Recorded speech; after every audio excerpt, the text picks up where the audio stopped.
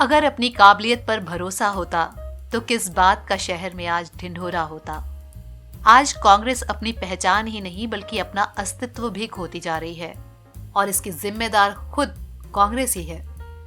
आजादी के बाद से लेकर 2014 तक 16 आम चुनाव में कांग्रेस ने 6 में पूर्ण बहुमत हासिल किया और 4 बार सत्तारूढ़ गठबंधन का नेतृत्व किया। 75 सालों में 55 साल तक पार्टी ने राज किया और ये किसी भी पार्टी के लिए बहुत लंबा वक्त होता है।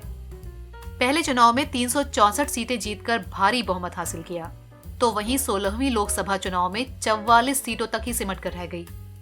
ये आश्चर्य की बात है कि 16वीं लोकसभा में कांग्रेस विपक्ष में भी बैठने के लायक नहीं रही। वैसे ये सोचने वाली बात है कि जहां पंडित नेहरू ने औद्योगिकीकरण की शुरुआत की, महत्वपूर्ण संध्या करके पूरे विश्व में भारत को एक शांति प्रिय देश के रूप में पहचान दिलाई, इंदिरा गांधी जी ने बैंकों का राष्ट्रीयकरण किया, नरसिम्हा राव जी ने आर्थिक सुधारों पर जोर दिया, दुनिया के लिए देश के दरवाजे खोल दिए, राजीव गांधी जी ने लोगों को कंप्यूटर से रूबरू कराया, एजुकेशन सिस्टम में बदलाव किया, तो वहीं मनमोहन सिंह जी की अगर बात करें तो उन्होंने बड़ी ही समझदारी से भारत को रिसेशन के खतरे से बचाया। कोई और देश होता तो शायद अब तक डूब ही चुका होता। ये सभी बातें कांग्रेस को एक राष्ट्रीय पार्टी होने का दर्जा देती हैं। फिर ऐसी क्या वजह है कि आज कांग्रेस का अस्तित्व खतरे में है? इसको समझने के लिए थोड़ा पीछे चलते हैं। भारतीय राष्ट्रीय कांग्रेस का गठन 1885 में हुआ था, जिसका उद्देश्य था भारत की आजादी। आजादी के बाद भारत की ये प्रमुख राजनीतिक पार्टी बन गई थी। हालांकि ये अलग बात है कि आजादी के बाद महात्मा गांधी ने कहा था कि कांग्रेस के गठन का उद्देश्य पूरा हो चुका है, अब इसे खत्म कर देना चाहिए। 1947 में जब भारत आजाद हुआ तब वो एक नवजात बच्चे की तरह था, जिसकी सबसे बड़ी समस्या थी खुद को एक देश के रूप में स्थापित करना। आगे चर्चा करने से पहले एक नजर डालते हैं उस समय के भारत पर। 1951 में जनगणना हुई। उस समय भारत की जनसंख्या थी 36 करोड़ और आज हम 136 करोड़ से भी ज्यादा हैं। लिटरेसी रेट था 12%। पाकिस्तान को 55 करोड़ रुपए दिए गए और वो भी आजादी के तुरंत बाद। लगभग 55 लाख शरणार्थी पाकिस्तान से भारत आए। कश्मीर की समस्या भी आजादी के साथ ही शुरू हो गई थी। संविधान को लिखने की चुनौती थी और उसे लागू करना था। 1952 में आम चुनाव हुए जिसमें जनता की उम्मीद और विश्वास को बनाए रखना था। उस समय कांग्रेस ने क्या किया? भारत के सामने समस्या थी लोगों की थाली तक खाना पहुंचाने की और इसके लिए 1958 में हरित क्रांति की शुरुआत की गई। आईआईटी, एम्स, आईटीआई, पीजीआई जैसे संस्थानों की नींव रखी गई। सभी राज्यों को संघ में मिलाया गया। 1962 में चाइना और 1965 में पाकिस्तान से युद्ध में जीत हासिल की। नक्सलियों से निपटना और पंजाब से खालिस्तानी आतंकवाद को खत्म करना ये किसी चुनौती से कम नहीं था। जब सब कुछ इतना अच्छा था तो भूल कहाँ हुई? भूल कहाँ हुई ये तो एक आम आदमी भी बता सकता है।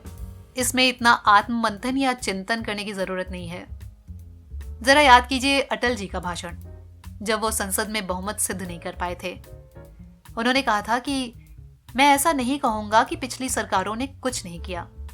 ऐसा कहना उनके पुरुषार्थ पर चोट होगा, बल्कि कांग्रेस ने ही देश को दिशा दी। मैं तो कांग्रेस के भ्रष्टाचार के खिलाफ हूं। असल में पतन की नींव इंदिरा जी ने ही डाल दी थी 1975 में देश में इमरजेंसी लगाकर। भारतीय लोकतंत्र के इतिहास में आपातकाल एक काले धब्बे की तरह है जिसने लोकतंत्र की धज्जियां उड़ाई थीं। भ्रष्टाचार को जितना बढ़ावा कांग्रेस ने दिया उतना शायद ही किसी दूसरी पार्टी की सरकार में हुआ होगा। घोटालों की एक लंबी लिस्ट है। अगर उसकी चर्चा यहां करने लगेंगे तो वक्त कम पड़ जाएगा। चलिए फिर भी कुछ नाम आप लोगों को याद दिला देते हैं। दूर संचार घोटाला, ये करीब 1200 करोड़ रुपए का था। स्टॉक मार्केट घोटाला 1100 करोड़ रुपए। कोयला घोटाला 1.86 लाख करोड़ रुपए का था। 2G घोटाला 1.76 लाख करोड़ रुपए। कॉमनवेल्थ घोटाला 35,000 करोड़ रुपए। सिंचाई घोटाला 70,000 करोड़ रुपए। ये ऐसे आंकड़े हैं जो आम आदमी की समझ से बाहर हैं। और फिर भ्रष्टाचार की चर्चा कोई और क्या करेगा। बहुत पहले खुद राजीव गांधी जी ने कहा था कि अगर दिल्ली से 1 रुपया चलता है तो आम आदमी तक 15 पैसे ही पहुंचता है। 55 साल तक कांग्रेस ने सरकार चलाई, सिस्टम भी डेवलप किया, लेकिन वो करप्शन पर लगाम नहीं लगा सकी। क्यों? क्योंकि वो खुद उसमें गले तक डूबी हुई थी। कांग्रेस की विचारधारा धर्मनिरपेक्षता रही है, लेकिन सच तो ये है कि आज की तारीख में अगर वो जाति और धर्म की बात न करे तो उसके पास मुद्दे ही नहीं बचेंगे। जातिगत राजनीति को बढ़ावा देने और माइनॉरिटीज अपीजमेंट को ही कांग्रेस अपनी भलाई समझती रही। पार्टी के अंदर की फूट भी किसी से छिपी नहीं है और इसकी शुरुआत भी इंदिरा जी के वक्त से ही हो गई थी। 136 साल पुरानी पार्टी कई बार टूटी और कई बार इसके नेताओं ने इससे अपना नाता भी तोड़ा। कांग्रेस से अलग होकर पार्टी बनाने वालों की लिस्ट भी काफी लंबी है। इनमें से कुछ नेता जो अलग होने के बाद सफल नहीं हो पाए, वो वापस पार्टी में ही शामिल हो गए, तो वहीं कुछ ने अपना एक अलग वजूद कायम किया।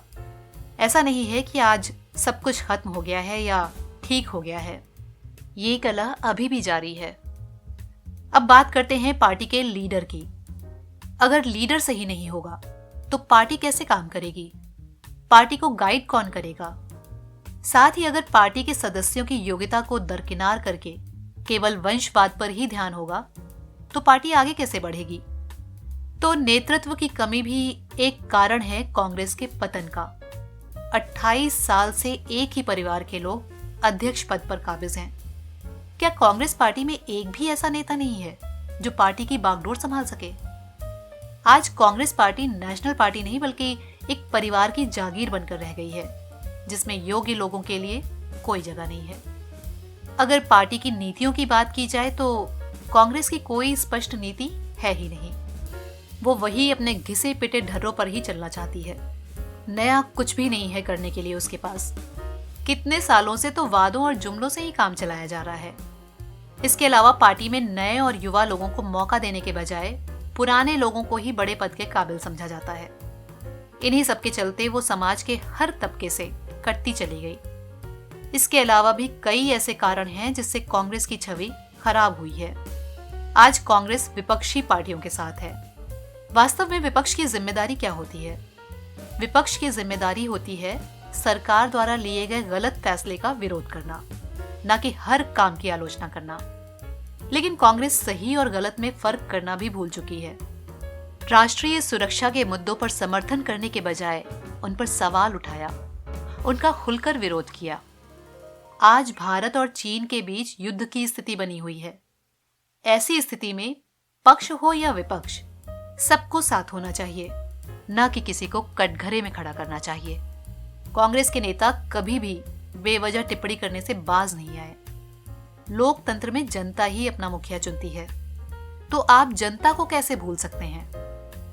आज आम आदमी को जो सम्मान मिला है, चाहे वो पद्मा अवार्ड्स के जरिए मिला हो या हर घर शौचालय के जरिए, 7-8 साल पहले इसकी कोई कल्पना भी नहीं कर सकता था। सड़कें तो पहले भी बनी थी, लेकिन गांव के लोग शहरों में ही सड़क देख पाते थे। बैंकों का राष्ट्रीयकरण तो बहुत पहले हो चुका था, लेकिन गरीब आदमी का खाता खुलने में काफी वक्त लगा। तो ऐसी ही कुछ बातें हैं जिन पर कांग्रेस को सोचने की जरूरत है। जहां तक आत्ममंथन की बात है तो पहले पार्टी को खुद को इस लायक बनाना होगा कि वो कुछ सोच सके, और इसके लिए जरूरी है कि पार्टी के अंदर जो राजशाही तंत्र है उसको खत्म किया जाए। वादे और जुमले तो बहुत हो चुके, अब उन पर अमल करने की चर्चा भी होनी चाहिए। साथ ही कांग्रेस को यह भी स्वीकार करना होगा कि नए भारत का आगाज हो चुका है। देश अब बदल गया है, लोगों की सोच में भी फर्क आया है। स्वाभिमान, देशभक्ति और सुरक्षा के नाम पर अब कोई समझौता नहीं कर सकता। लोगों ने यह भी देखा है कि तरक्की के लिए अपने स्वार्थ से ऊपर उठना पड़ता है। शक्ति से ज्यादा इच्छा शक्ति की जरूरत होती है, और कांग्रेस को वो इच्छा शक्ति अपने अंदर लानी ही होगी, क्योंकि देश से ऊपर कुछ नहीं होता।